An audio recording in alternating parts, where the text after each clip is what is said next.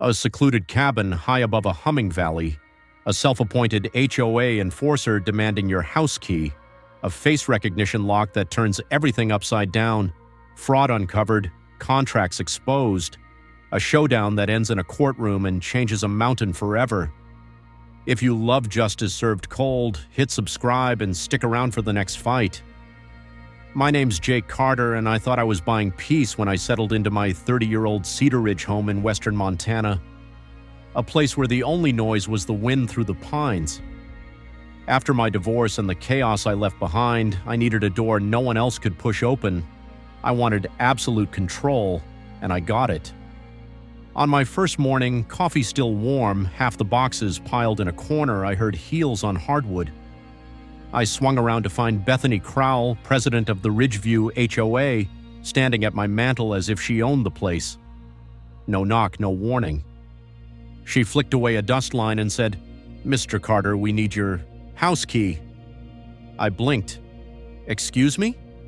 She held up a red notice, move-in requirement, emergency lockbox, mandatory key submission. "Compliance precedes comfort," she said, lips thin as a blade. I set my mug down. "I just moved in. I haven't signed utilities yet." Her smile sliced the air. "You'll avoid penalties if you hand over your key." I stepped between her and the door. "I'm not giving it to you." Her phone came up. "Then I'll call the sheriff." She stormed out before I could react. The click of my deadbolt echoed so loud I felt like I'd fired the first shot in a war I didn't fully understand. 24 hours, the notice said. But why was she so obsessed? Why did this key matter? The rest of the morning passed in a haze until the gravel crunched and Sheriff Morales pulled alongside my truck. He gave a slow wave. "We got a call," he said. "Bethany, I guessed." He nodded. She reported refusal of emergency access, hostile HOA resident. I never lowered my voice. He shrugged. "HOA disputes usually stay polite." She spun the story fast. I told him Ridgeview's jurisdiction didn't include my parcel. Morales closed his notebook. "I've dealt with her stretches before. If your deed's clear, she's bluffing. But don't provoke her. Bullies get dangerous when they lose control." He left dust drifting behind him. By afternoon, my phone pinged with fines, $250 a day after midnight, potential utility review, water supply. The HOA portal painted my address inside its perimeter with an emergency access loophole Bethany invented, a new bylaw revision dated 3 months before my purchase. She set the trap long before I arrived. At 5 p.m., her white SUV rolled up again. Bethany stepped out, anger in her heels. "You've ignored our notices. You have until midnight." "For a key." "For emergency safety." "What's really going on here?" I asked. Her shoulders tightened, but she wouldn't answer. Midnight came. I fired up my workbench and laid out cables, steel plates, a biometric scanner, technology I'd designed for remote dam stations. By 10:12 a.m. the next day, my old deadbolt was gone, replaced by a sleek stainless steel fortress. No keyhole, no physical bypass, just a face recognition reader. Her SUV pulled in like clockwork. A locksmith climbed out, toolkit in hand. Bethany waved him forward. "That's the obstruction. Remove it." He traced the seamless plate with confusion.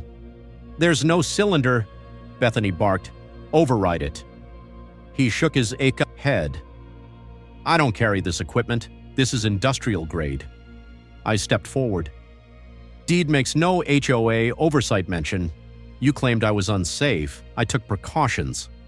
Her composure snapped. "This violates bylaws." "Show me where," I said. 4.2 requires access, not a literal key. I've complied exactly." Defeated, the locksmith left. Bethany stomped off, fury trailing her. Back inside, my inbox filled with the new fines. Unauthorized barrier, potential water line review, foreclosure hearings.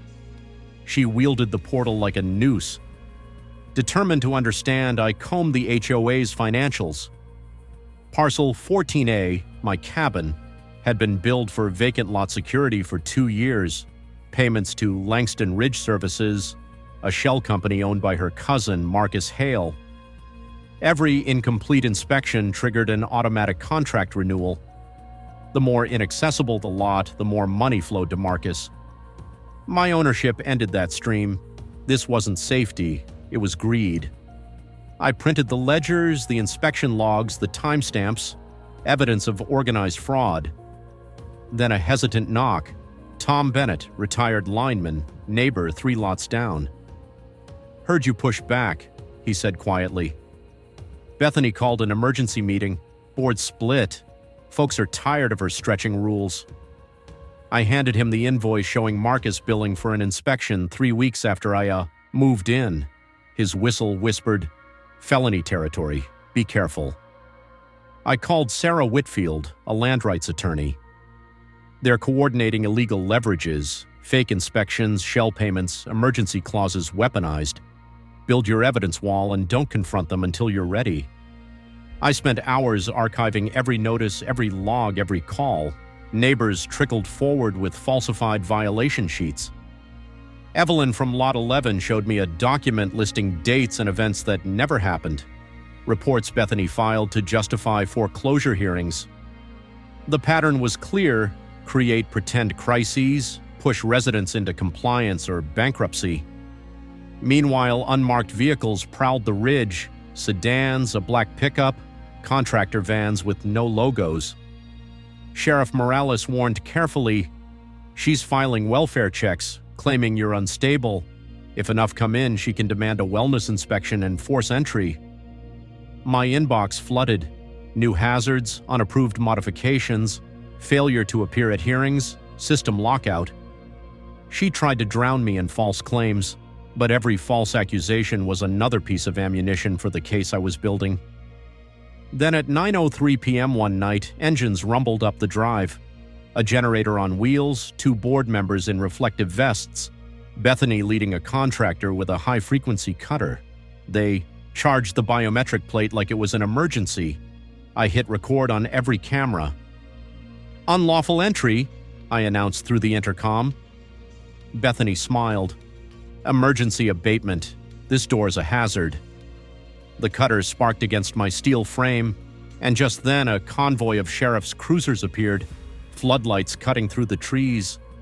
Morales leapt out. "Drop your tools." Board members shrank back. Bethany sputtered, "We had authorization." He answered, "No warrant, no jurisdiction. You're detained." In the courtroom the next morning, attorney Julian Thorne argued a rehearsed script. Experimental lock, risk to community, authority of 4.2. Sarah rose with quiet conviction and unleashed our evidence. Video of the cutter, ledger sheets proving 2 years of fraudulent payments, affidavits from the locksmith, neighbors Tom and Martha Diaz testifying under oath. Bethany's empire collapsed under the weight of her own records. Judge Harris ruled, "No forced entry, freeze HOA accounts, launch a forensic audit, potential criminal referrals for fraud and racketeering." The gavel fell like final judgment on a corrupt kingdom. Word spread faster than wildfire. Neighbors who once feared her started waving at my cabin. The old HOA sign at the entrance came down, removed by hand, hammered piece by piece until the gilded letters lay in splinters. A week later, Sheriff Morales handed me an envelope. The county prosecutor filed charges against Bethany and Marcus: racketeering, fraud, misuse of HOA funds, attempted unlawful entry. "You freed a community," he told me. Within days, the court dissolved Pine Ridge HOA. A temporary trust managed essentials until residents elected a modest committee under state oversight. The Mountain Ridge exhaled.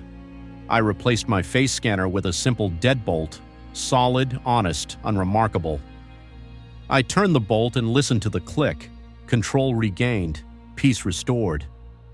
If you've ever had to stand your ground and fight for what's right, drop a yes in the comments. And if you crave more hard-hitting stories of justice, dignity, and defending your land, hit like and subscribe for more.